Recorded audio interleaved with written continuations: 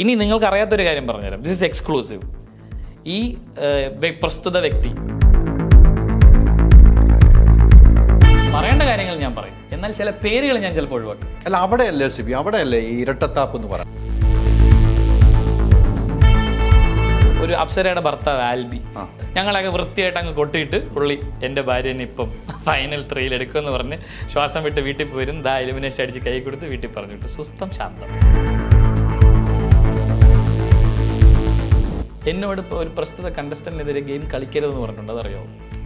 ജാസ്മിനാണ്. ഈ 2 കൈ വെച്ച് ഗെയിം കളിക്കുന്ന ആളെ വിന്നറാക്കുന്നു, അത് എപ്പിസോഡിൽ മുക്കുന്നു.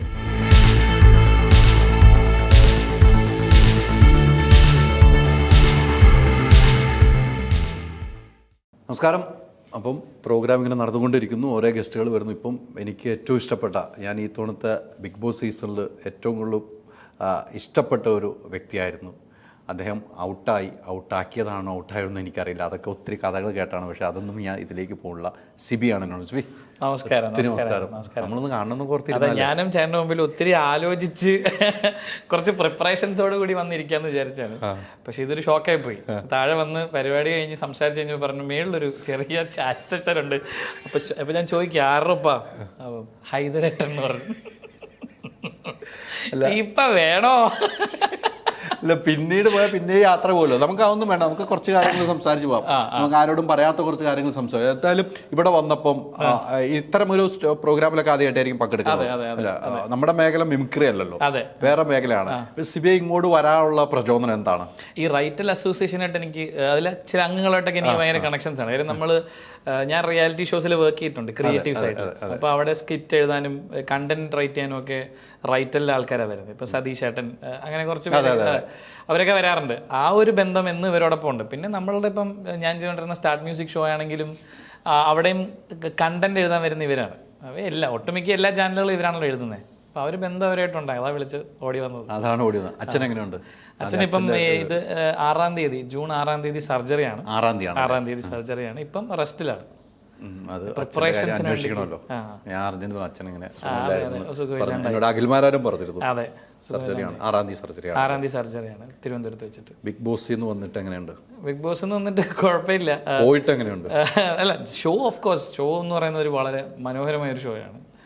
ആ ഷോയുടെ ആ ഒരു മനോഹാരിത കൊണ്ട് തന്നെയാണ് നമ്മൾ ആ ഷോ അട്രാക്റ്റഡ് ആയത്. നമ്മൾ പോയി കയറി കൊടുത്തത്, അങ്ങനെ പറയാം. കയറി കൊടുത്തത് അങ്ങനെ പറയാം. ബട്ട് ചെന്നപ്പോൾ എനിക്ക് തോന്നുന്നു ഇപ്രാവശ്യമാണ്, ഈ സീസൺ ആണെന്ന് തോന്നുന്നു, നമ്മൾ എക്സ്പെക്ട് ചെയ്യാത്ത രീതിയിലേക്കുള്ള ഒരു കൊളാപ്സ് ഉണ്ടായത്. ഒരു വീഴ്ചയാണല്ലോ. ഞാൻ അങ്ങനെ പറയുള്ളൂ കേട്ടോ.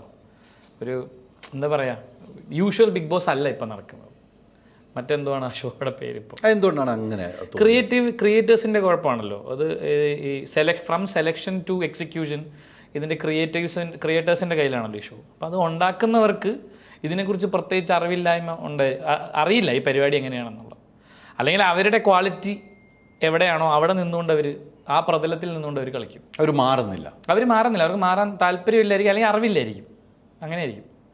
ആ ഒരു ഗ്രൗണ്ട് ലെവലിൽ കിടന്നിട്ടുള്ള കളിയല്ലേ ഉള്ളൂ. അല്ല, സിബിയെ സംബന്ധിച്ച് ഞാൻ സിബിയുടെ പ്രോഗ്രാം കണ്ടുകൊണ്ടിരുന്നു. ബിഗ് ബോസ് കാണുന്ന ഒരു വ്യക്തിയാണ്. ഞാൻ സമയം കിട്ടുന്ന എല്ലാ ദിവസവും സമയം ഉണ്ടാക്കി കാണുന്ന ഒരു വ്യക്തിയാണ്. ഒന്നിലെ VTP കാണുകയും ഓഫീസിൽ നിന്നാണെങ്കിൽ കാണും. ഇത് 24 കാണുന്നില്ല, എപ്പിസോഡ് ഞാൻ സിബിയെ കണ്ടിരുന്നു. എനിക്ക് അവസാനമൊക്കെ സിബിയുടെ പെർഫോമൻസ് ഒക്കെ വളരെ ഇഷ്ടപ്പെട്ടു. എങ്ങനെയാണ് സിബി ഔട്ടാവുന്നത്? സിബി സ്വയം അവിടെ പോയിട്ട് പറയുന്നത് എനിക്ക് പോകണമെന്ന് പറയുന്നു. വീണ്ടും സിബി കയറിയിട്ട് ഞാൻ കുഴപ്പമില്ല, എല്ലാവരും എനിക്ക് കുഴപ്പമില്ല എന്ന് പറയും. സിബിക്ക് എന്താണ് സംഭവിച്ചത്? പലരും ഇപ്പം ഹൈദരേട്ടൻ പറഞ്ഞ കാര്യം പലരും മിസ് ചെയ്യുന്നൊരു കാര്യമാണ്. എന്ന് വെച്ചാൽ ഞാൻ പുറത്ത് പോകണമെന്ന് പറഞ്ഞ് ഇവരെന്നെ പുറത്ത് കൊണ്ടുപോയിട്ട് ഞാൻ തിരിച്ചു കയറി വന്നു. അതെ, തിരിച്ചു കയറി. അത് പലരും മിസ് ചെയ്യാണ്. ഞാൻ തിരിച്ചു വന്ന ആളാണ്. എല്ലാവരും പറയുന്നു, കരഞ്ഞു ഇറങ്ങിപ്പോയി എന്ന് പലരും പറയുമ്പോഴും ആരും മനസ്സിലാക്കുന്നില്ല. ഒരു ഇമോഷണൽ ബ്രേക്ക് ഡൗൺ കഴിഞ്ഞ് പുറത്തേക്ക് പോയതിനു ശേഷം ഞാൻ തിരിച്ചു വന്നു. ആ തിരിച്ചു വരവിനെ കുറിച്ച് ഇവിടെ ആരും സംസാരിക്കുന്നില്ല. ഞാൻ തിരിച്ചു വന്ന് നെക്സ്റ്റ് ഡേ ഡോക്ടർ എന്നോട് ആവശ്യപ്പെട്ടത് പ്രോപ്പർ റെസ്റ്റ് എടുക്കണം എന്നാണ്. യു നീഡ് സ്ലീപ്പ്, നിങ്ങൾ ഉറങ്ങണം. ആ ഉറക്കം എനിക്ക് അവിടെ നിന്ന് കിട്ടിയില്ല. ഞാനത് അവരോട് ആവശ്യപ്പെടുകയാണ്, ബാക്ക് ടു ബാക്ക്. എനിക്ക് ഉറങ്ങണം എന്ന് ഞാൻ ചോദിക്കുമ്പോൾ എന്നെ ഇഗ്നോർ ചെയ്യണം അവർ. അതായത് എൻ്റെ ഫണ്ടമെൻ്റൽ റൈറ്റാണ്, ഒരു മനുഷ്യൻ്റെ ഫണ്ടമെൻ്റൽ റൈറ്റാണ് അയാൾക്ക് നിഷേധിക്കപ്പെടുന്നത്. അത് ഞാൻ ചോദ്യം ചെയ്തു. എനിക്ക് ഉറങ്ങണം എന്ന് പറഞ്ഞപ്പോൾ ഒരു പ്രത്യേക സിറ്റുവേഷൻ, കണ്ടീഷൻ്റെ പേര് അവിടെ ഉപയോഗിക്കേണ്ടി വന്നു. അപ്പോഴാണ് അവരെന്നെ പുറത്തേക്ക് കൊണ്ടുപോയത്. അപ്പോഴും എന്നോട് ആ കൺഫെഷൻ റൂമിലിരുന്ന് പറഞ്ഞത്, താങ്കൾ ഡോക്ടറുടെ നിർദ്ദേശപ്രകാരം താങ്കൾക്ക് ഇപ്പോൾ വിശ്രമം ആവശ്യമെന്നാണ്. വിശ്രമം കഴിഞ്ഞ് തിരിച്ചു വരുമെന്നാണ് ഞാൻ പ്രതീക്ഷിക്കുന്നത്. പക്ഷേ തിരിച്ചു വന്നില്ല. 3 ദിവസം ഒരു മുറിയിൽ എന്നെ പൂട്ടിയിട്ടു.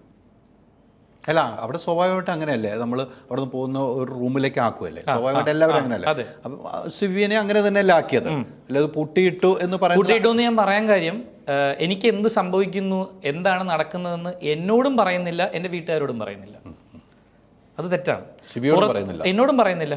പുറത്തേക്ക് വിടാനാണെങ്കിൽ അത്തരത്തിൽ സംസാരിക്കാം, തിരിച്ച് കയറ്റാനാണെങ്കിൽ എന്നെ അങ്ങനെയാണ് കബളിപ്പിച്ചത് കേട്ടോ. തിരിച്ച് കയറ്റും എന്നാണ് എന്നോട് പറഞ്ഞുകൊണ്ടിരുന്നത് അവസാന നിമിഷം വരെയും. എൻ്റെ വീട്ടുകാർ ബാക്ക് ടു ബാക്ക് വിളിക്കുകയാണ്, പറയുന്നില്ല, അവരോടൊന്നും അപ്ഡേറ്റ് ചെയ്യുന്നില്ല എന്താ നടക്കുന്നതെന്ന്. ലാസ്റ്റ് അവർ പ്രശ്നം ഉണ്ടാക്കിയതിൻ്റെ പേരിലാണ് 4ാമത്തെ ദിവസം എൻ്റെ വീട്ടുകാർക്ക് ഒരു ഇൻഫർമേഷൻ കൊടുക്കുന്നത്. ആ കൊടുത്ത ഇൻഫർമേഷൻ്റെ ഭാഗമായിട്ടാണ് എൻ്റെ അച്ഛനെ അസുഖം വന്നത്. അത് ഷോക്കിംഗ് ആയിരുന്നു അദ്ദേഹത്തിന്. അങ്ങനെ ഒരു വാർത്ത സ്വന്തം മകന് ഭ്രാന്താണെന്ന് വിളിച്ച് പറഞ്ഞു കഴിഞ്ഞാൽ ഏത് അച്ഛനാണ് സഹിക്കുന്നത്? അല്ല, അത് അച്ഛൻ അത് കേട്ടിട്ടാണ് ഷോക്ക് ആവുന്നത്. അതായത് പുള്ളിക്ക് ഓൾറെഡി ഹാർട്ട് ഡിസീസ് ഉണ്ട്, പക്ഷെ അത് ടാബ്ലറ്റ്സ് ഒക്കെ കഴിച്ച് അങ്ങനെ പോകുമായിരുന്നു. പക്ഷെ ഈ ഒരു ഇൻഫർമേഷനാണ് പുള്ളിക്ക് ഒരു മേജർ ബ്രേക്ക് ഡൗണിലേക്ക് കൊണ്ടെത്തിക്കുന്നത്. ഒരു വീട്ടുകാർക്കും എൻ്റെ സുഹൃത്തുക്കൾക്കും അത് എടുക്കാൻ പറ്റില്ല. അങ്ങനെ പറഞ്ഞു കഴിഞ്ഞാൽ എനിക്ക് ഭ്രാന്തായി എന്നൊക്കെ വിളിച്ച് പറഞ്ഞത് എങ്ങനെ ശരിയാവും? എന്നിട്ട് അവർ ഇപ്പോഴും അത് ശ്രമിച്ചുകൊണ്ടിരിക്കുന്നത്. അല്ല, ഇപ്പോഴും ശ്രമിച്ചുകൊണ്ടിരിക്കുമ്പോഴും അതിൻ്റെ ഇടയ്ക്ക് സിബി ഈ പ്രശ്നങ്ങൾ ഉണ്ടാകുന്ന സമയത്ത് സിബി പുറത്ത് വന്ന് ചാനലിലൊക്കെ ചെറിയ ചെറിയ ബൈറ്റുകൾ കൊടുക്കുമ്പോൾ സിബിയെ വീണ്ടും ഏഷ്യാനെറ്റിൽ നിന്ന് ബന്ധപ്പെട്ടു എന്ന് ഞാൻ അറിഞ്ഞു. ഇന്നലെ രാവിലെ വരെ എന്നെ ബന്ധപ്പെട്ടു. എന്തിനാണ് അവർ വീണ്ടും വീണ്ടും ബന്ധപ്പെട്ടു? മേക്കിംഗ് ഷുവർ ദാറ്റ് ഞാൻ ഇതൊന്നും പുറത്ത് സംസാരിക്കില്ല, ഉറപ്പുവരുത്തുകയാണ്. എന്നും പറയില്ല, അവൻ ഓക്കെയാണ്, നമ്മുടെ കൺട്രോളിലാണ് എന്നുള്ള ഒരു ഉറപ്പുവരുത്തലാണ്. അപ്പോൾ സിബി എന്ത് പറയും? ഞാൻ അവരോട് അവരെന്താണ് ആഗ്രഹിക്കുന്ന ആ മറുപടി അവർക്ക് കൊടുക്കും. കാര്യം എനിക്കറിയാം അവർ ഷോ എങ്ങനെയെങ്കിലും ഈ ഷോ അവസാനിപ്പിക്കുക എന്നുള്ളതാണ് അവരുടെ ഇപ്പോഴത്തെ ലക്ഷ്യം. ഷോ അവസാനിച്ച് കഴിഞ്ഞാൽ ഞാൻ ഇനി എന്നെ എങ്ങനെയൊക്കെ അവർക്ക് ഉപദ്രവിക്കാൻ പറ്റും അങ്ങനെയൊക്കെ അവരെന്നെ ഉപദ്രവിക്കും എന്ന് ഞാൻ എക്സ്പെക്ട് ചെയ്യുന്നു. കാര്യം ഞാൻ അവരോട് ഇറങ്ങിയപ്പോൾ ചോദിച്ചാൽ വളരെ ലൈറ്റായിട്ടുള്ളൊരു കാര്യമാണ്, എന്നെ നിങ്ങൾ എന്തിന്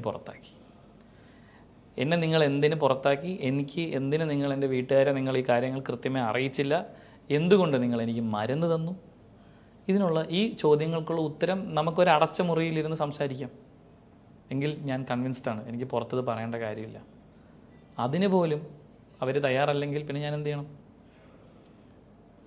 ഞാൻ എപ്പോഴും പറയുന്നില്ലേ എൻ്റെ ഗ്രാറ്റിറ്റ്യൂഡ് ടുവേർഡ്സ് ദ ചാനൽ. ആ ചാനലിനോടുള്ള ഗ്രാറ്റിറ്റ്യൂഡ് കാരണമാണ് ഞാൻ ഇത്രയും നാളും കാത്തിരുന്നത്.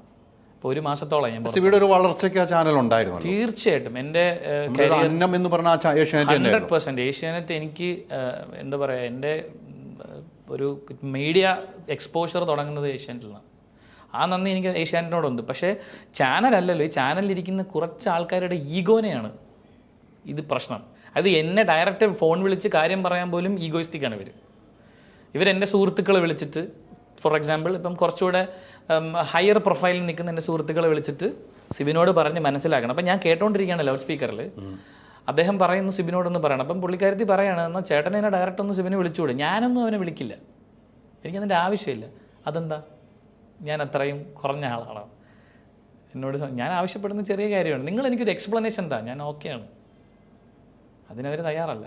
സിബിനെ അവിടെ നിന്ന് വീണ്ടും അവർ റൂമിലേക്ക് മാറ്റുന്നു, 3-4 ദിവസത്തേക്ക് മാറ്റുമ്പം സിബിൻ അവിടെ നിന്ന് പോകുന്ന സമയത്ത് അവിടെ പോകുന്നതിന് മുമ്പ് തന്നെ ഒരു ടാബ്ലറ്റ് കഴിച്ചിട്ടേ കൊണ്ടുപോകുള്ളൂ, അങ്ങനെ എന്തെങ്കിലും പറഞ്ഞു കേട്ടോ? റൂമിനകത്ത് വെച്ച്, കൺഫെഷൻ റൂമിനകത്ത് വെച്ച് എനിക്കൊരു ടാബ്ലറ്റ് പുള്ളി തന്നു, കഴിക്കാൻ പറഞ്ഞു. ഞാൻ കഴിക്കില്ല എന്ന് പറഞ്ഞു.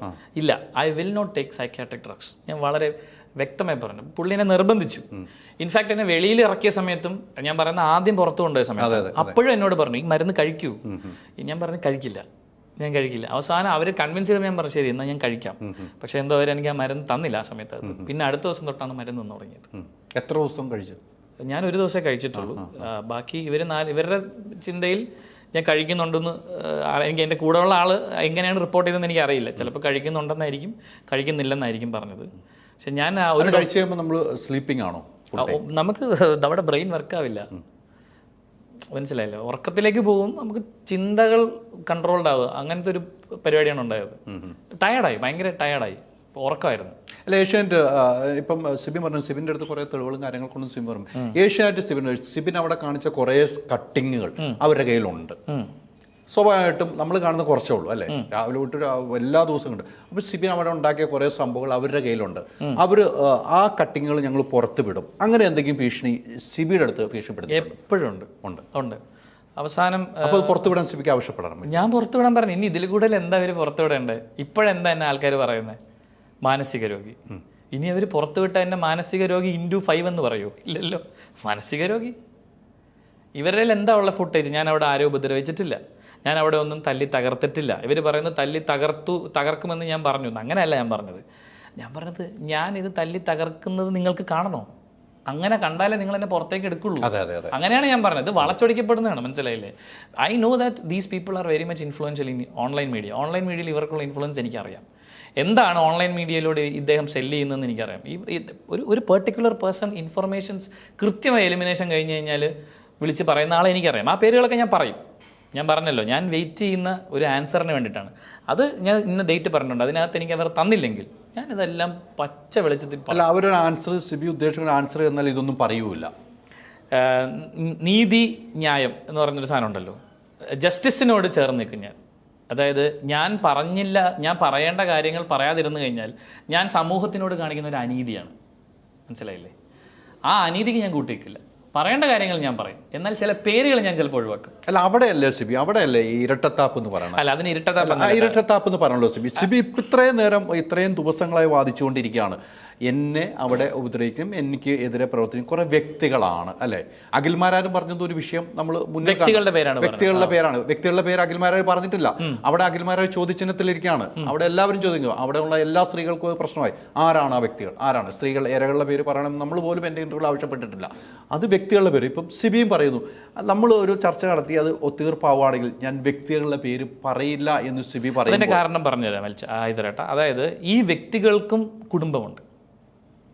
സിബിക്ക് കുടുംബമില്ലേ? എന്നോട് ചെയ്ത ദ്രോഹത്തിൻ്റെ അതേ ഒരു ആഴത്തിൽ, അല്ലെങ്കിൽ അതേ ഒരു ഡെപ്തിൽ ഞാൻ അവരെ ആക്രമിച്ചു കഴിഞ്ഞാൽ ഞാൻ അവരും തമ്മിൽ എന്ത് വ്യത്യാസമുള്ളത്? സിമ്പിൾ.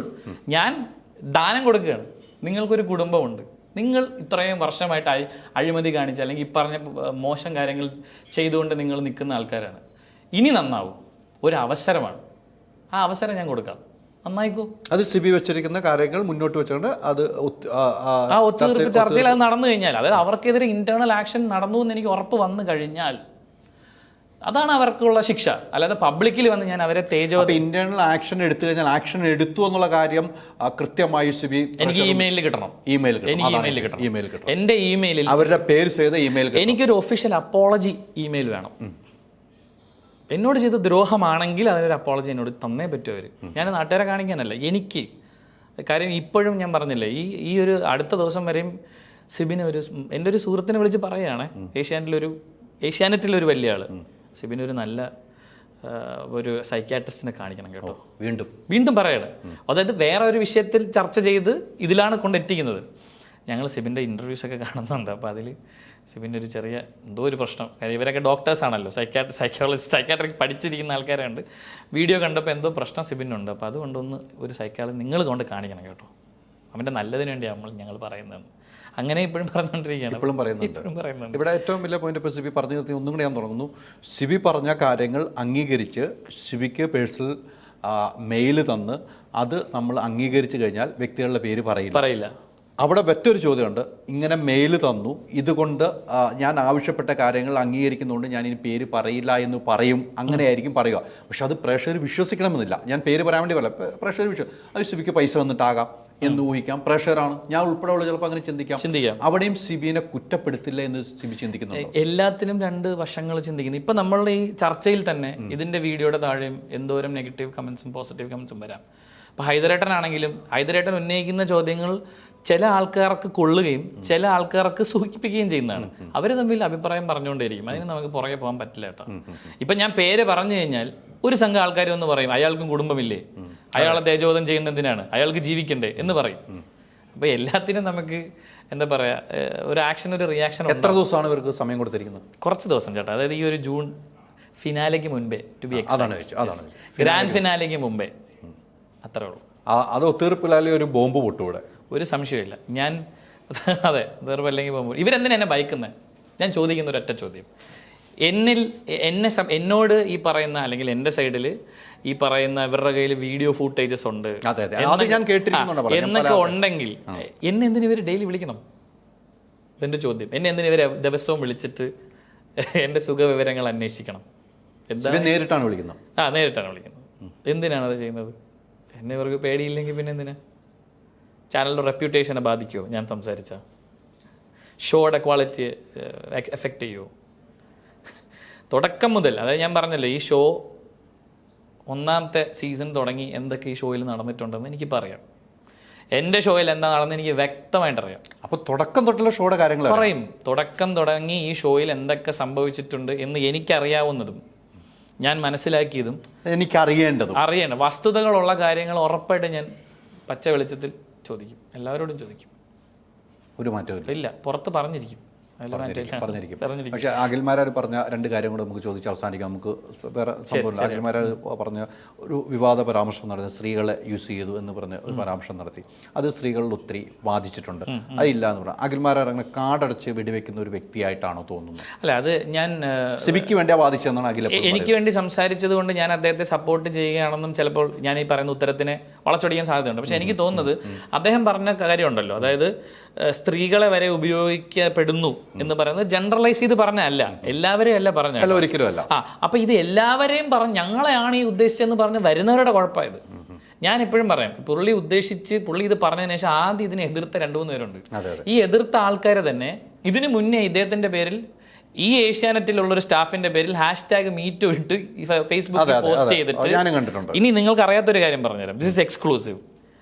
ഈ പ്രസ്തുത വ്യക്തി, ഈ കുറ്റം ആരോപിതൻ ഒരു കണ്ടസ്റ്റന്റിനെ വിളിക്കുകയാണ്, ഇവരുമായി ബന്ധമുള്ള ഒരു ബിഗ് ബോസ് കണ്ടസ്റ്റന്റിനെ വിളിച്ച്, ഇത് സീസൺ 2 ഒരു കണ്ടസ്റ്റന്റിനെ വിളിച്ച്, നിങ്ങൾ ഈ പറഞ്ഞ പോസ്റ്റ് ഇട്ട ആളുമായി അടുത്ത ബന്ധത്തിലല്ലേ, ഒന്ന് ഒത്തുതീർപ്പാക്കി തരണം എന്ന് പറഞ്ഞ് തിരുവനന്തപുരത്ത് ഒരു കഫേയിലിരുന്ന് ചർച്ച ചെയ്ത് ആ പോസ്റ്റ് ഡിലീറ്റ് ചെയ്യിപ്പിച്ചാണ്.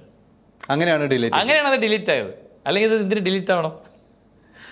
അവരാണ് ഇപ്പൊ വന്ന് വീണ്ടും അഖിൽമാരാർ പറഞ്ഞത് തെറ്റാണ് എന്ന് നിങ്ങളല്ലേ അതിന് മുന്നേ പറഞ്ഞത് ചെയ്തിട്ടുണ്ടെന്ന്. ഇനി ഞാൻ വീണ്ടും പറയാം, ഒരു കുട്ടി, എത്ര പേര് എനിക്ക് വീഡിയോസ് അയച്ചു തന്നിട്ടുണ്ട് കേട്ടോ, 2-3 കുട്ടികൾ ഈ പറഞ്ഞ എന്നെ യൂസ് ചെയ്യാൻ ട്രൈ ചെയ്തു എന്നാ പറയുന്നത്. അപ്പൊ അത്തരത്തിൽ ഒരു ചാറ്റ് ഒരു കുട്ടി പുറത്തു വിട്ടില്ലേ, ആ ചാറ്റിന്റെ ലാംഗ്വേജും ആ ചാറ്റിൽ ലാലേട്ടനോടൊപ്പം നിൽക്കുന്ന ഒരു ഫോട്ടോ അയച്ചു കൊടുത്തിട്ടുണ്ട്, അതിൽ അദ്ദേഹത്തിന്റെ മുഖം ബ്ലർ ചെയ്തിട്ടുണ്ട്. ഒന്ന് സൂക്ഷിച്ചു നോക്കി അറിയാതെ ആരാണ്. ഒന്ന് നല്ലൊരു ഫോട്ടോഷോപ്പ് വിദഗ്ധനെ കൊണ്ടുവന്ന് സൂക്ഷിച്ചു നോക്കി അതാരാണെന്ന് മനസ്സിലാവും. ഉറപ്പായിട്ടും മതി. എനിക്ക് ചാറ്റ് ലാംഗ്വേജ് ഉണ്ടപ്പോൾ ആളെ പിടികിട്ടി. ബിഗ് ബോസ് ഇപ്പൊ കാണാറുണ്ടോ? ഇല്ല, നിർത്തി. ഇനിയൊരു ബിഗ് ബോസിലേക്ക് വിളിച്ചാൽ പോവോ? എന്തിനാണ് കേട്ടാ, അടുത്ത സീസണിലാണ് നല്ല ക്വാളിറ്റി ഉള്ള ആൾക്കാരാണ് വന്ന് ഷോ ചെയ്യുന്നതെങ്കിൽ പോകും.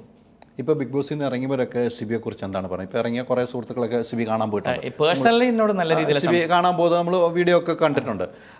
ഇപ്പൊ ഇറങ്ങി വന്നവരെ കുറിച്ച് എന്താണ് അഭിപ്രായം?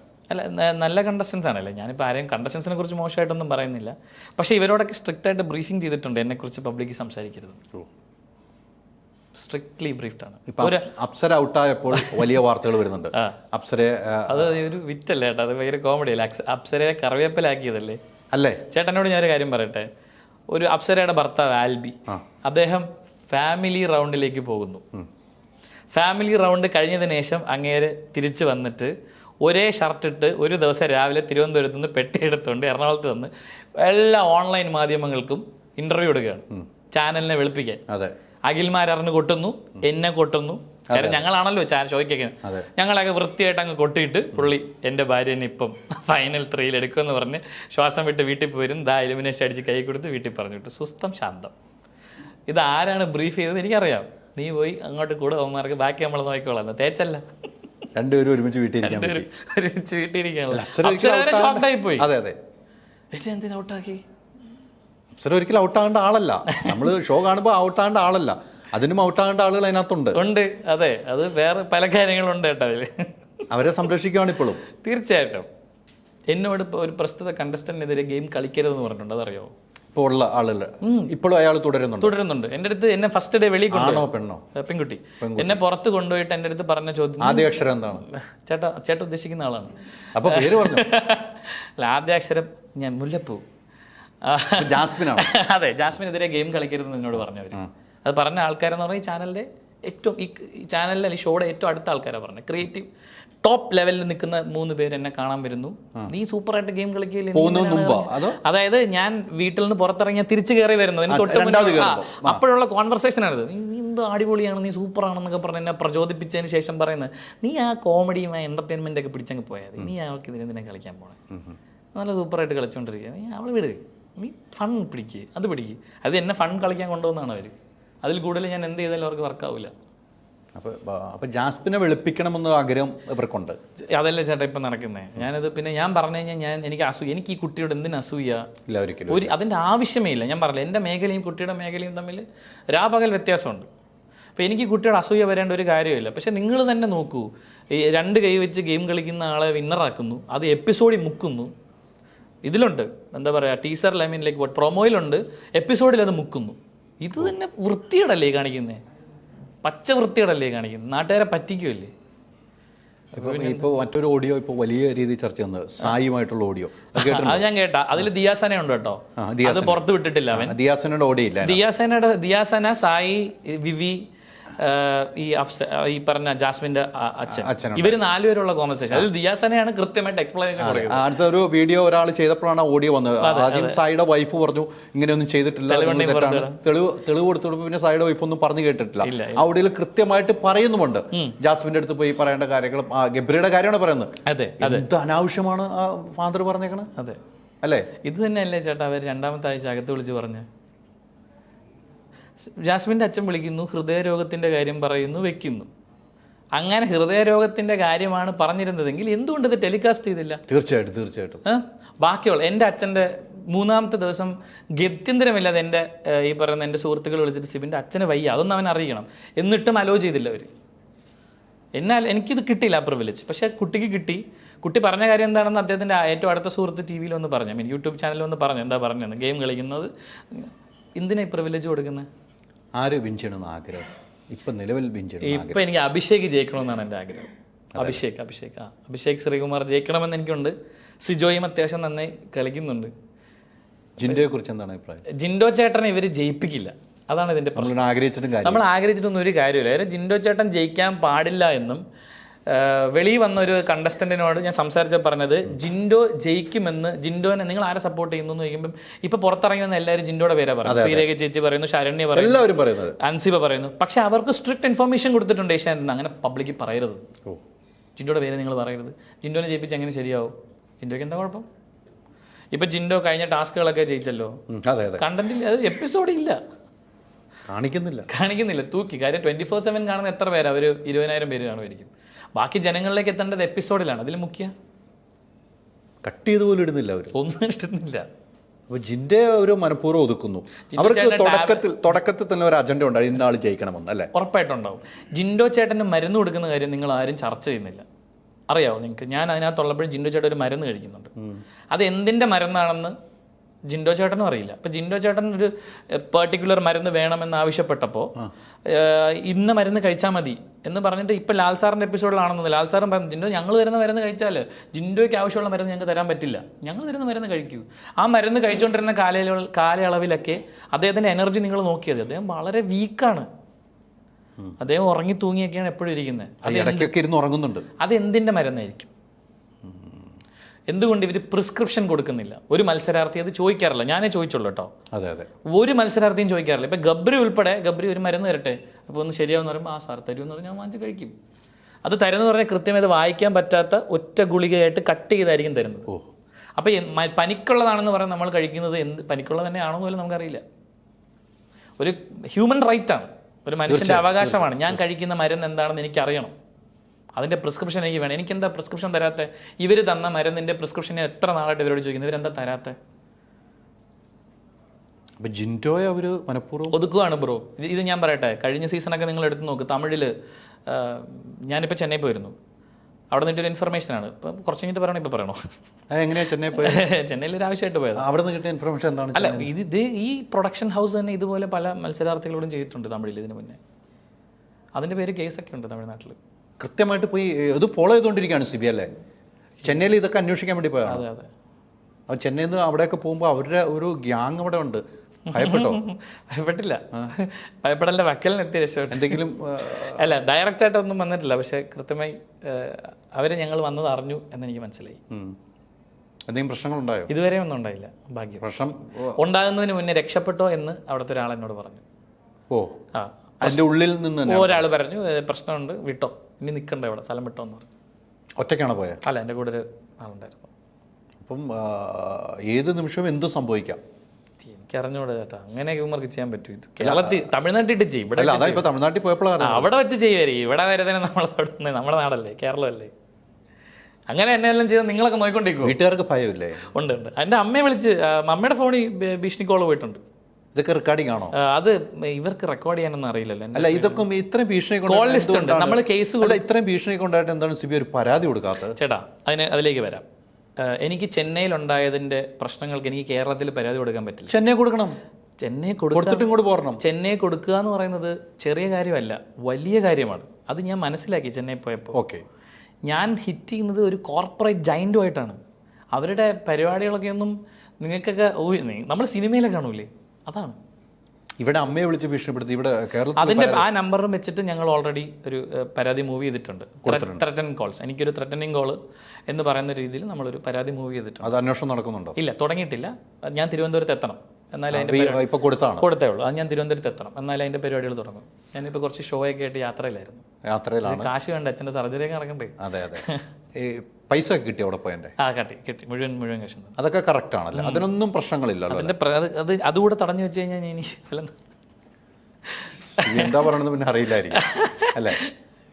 ഞാനൊരു അവരെ വിളിച്ചിട്ട് പറഞ്ഞു, എനിക്കിങ്ങനെ ഒരു ഇന്റർവ്യൂസ് ഒക്കെ വരുന്നുണ്ട്, ഞാൻ കൊടുക്കുകയാണ്, കാശ് തരും. അപ്പോൾ പുള്ളി അയ്യോ ഇന്റർവ്യൂ ഒന്നും കൊടുക്കണ്ട, സിബിന്റെ പേയ്മെന്റ് ഇപ്പം തരാം. രാവിലെ വിളിച്ചിട്ട് ഉച്ചയ്ക്ക് കാശ് കിട്ടി. അപ്പം സിബി, നമുക്ക് ഈ പറഞ്ഞ പോലെ ഫിനാലയ്ക്ക് മുമ്പ് ഒരു ബോംബ് പൊട്ടിക്കാൻ വേണ്ടി ഇരിക്കുകയാണ്. ഒത്തുതീർപ്പായില്ലെങ്കിൽ ബോംബാണെന്ന് പറഞ്ഞോളൂ, എൻ്റെ കയ്യിലുള്ള കാര്യങ്ങളൊക്കെ ഞാൻ പറയും. അത് മൂവികൾ മീഡിയ ആയിട്ട് ഷെയർ ചെയ്യുന്നതായിരിക്കും. തീർച്ചയായിട്ടും.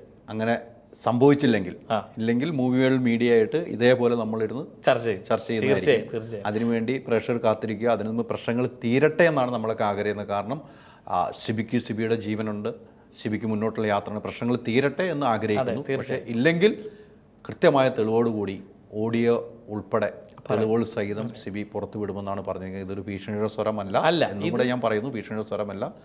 നിങ്ങൾ കാണിക്കാമെന്ന് പറഞ്ഞാൽ ഫുട്ടേജ് എന്തുണ്ടെങ്കിൽ നിങ്ങളും കാണിക്കുക, അവിടെയും ഭീഷണി വേണ്ട എന്നാണ് സിബി പറയുന്നത്. എനിക്ക് ഭയമില്ല ചേട്ടാ, ബിക്കോസ് അതിൽ ഞാൻ അവിടെ എന്താ ചെയ്തതെന്ന് എനിക്കറിയാം, എനിക്ക് കൃത്യമായി അറിയാം. ഇപ്പോൾ ഓൾറെഡി ഭ്രാന്തനാക്കിയില്ലേ, ഇതിൽ കൂടുതൽ ഇനി ഒന്നും അവർക്ക് ചെയ്യാനില്ല. ഭ്രാന്തൻ എന്ന് പറയുന്നത് കാര്യം എന്ന് പറഞ്ഞാൽ, ഭ്രാന്തൻ പുറത്ത് വന്ന് എന്ത് പറഞ്ഞാലും ആൾക്കാർ കേൾക്കില്ല. അതുകൊണ്ടാണ് എന്നെ ഭ്രാന്തനാക്കിയത്. ഭയങ്കര ബുദ്ധിയുള്ള ആൾക്കാരെന്ന വിചാരം. പക്ഷേ ഇത് 21ാം നൂറ്റാണ്ടേ കഴിഞ്ഞ്, അത് അവർക്ക് അറിയില്ല.